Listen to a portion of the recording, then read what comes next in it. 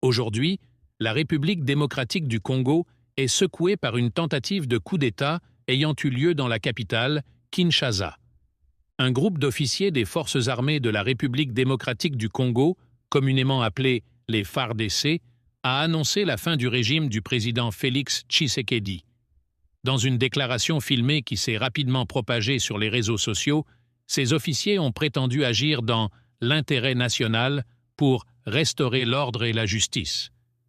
Cependant, les autorités congolaises n'ont pas tardé à réagir. Selon des sources officielles, les officiers impliqués ont été localisés dans un hôtel du quartier de Bandalungwa à Kinshasa. Les forces de sécurité ont procédé à leur arrestation sans qu'aucun affrontement ne soit signalé. Ces arrestations marquent le début d'une série de procédures judiciaires militaires avec les officiers désormais détenus à la prison de Ndolo et accusés d'atteinte à la sûreté de l'État ainsi que de tentatives de renversement des institutions légales. Cet événement dramatique intervient dans un contexte de tensions politiques accrues au sein du pays.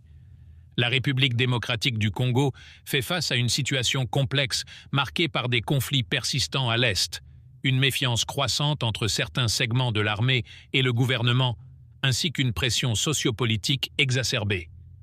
Le gouvernement, dirigé par Félix Tshisekedi, a immédiatement condamné cet acte de sédition, affirmant que de tels comportements menacent la stabilité et le développement de la nation. Pendant ce temps, l'opinion publique reste divisée. Certains expriment leur soutien indéfectible aux institutions établies, tandis que d'autres se demandent si cette tentative de coup d'État reflète des frustrations plus profondes au sein des FARDC et de la société congolaise. Enfin, la communauté internationale, bien que prudente, a exprimé sa préoccupation face à cette tentative de déstabilisation dans une région déjà fragilisée par de multiples crises.